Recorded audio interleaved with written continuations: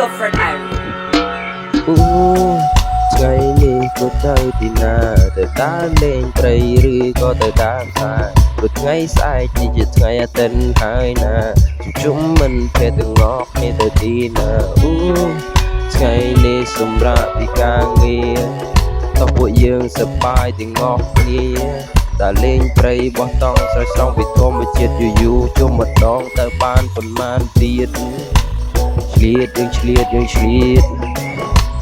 តើទៅទីណាទៀតឆ្លៀតយើងឆ្លៀតយើងឆ្លៀតអូថ្ងៃនេះសម្រាប់ពីការងារជុំបងប្អូននិងគុំងាររស់ពួកយើងសប្បាយទាំងអស់គ្នាដើរលេងឲ្យសប្បាយមួយថ្ងៃណាពុំងារតើយើងគួរទៅណាបន្តបាក់ស្រាប់បៀឬផឹងស្រះសត្រៀមគ្រឿងខ្លែមឲ្យបានល្អជួបជុំបងប្អូនយើងសប្បាយកកដើរលេងភ្នំឬមួយក៏ដើរផ្សារជួបជុំពុកម៉ែពូម្យាយតាយើងសប្បាយគំខ្វល់ឯណាដើរលេងជុំគ្នាអស់ប៉ុន្មានក្តា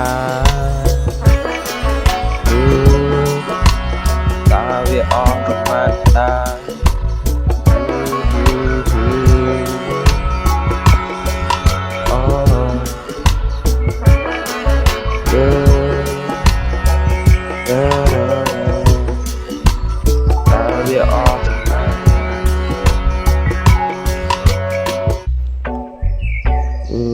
Da da da da da da da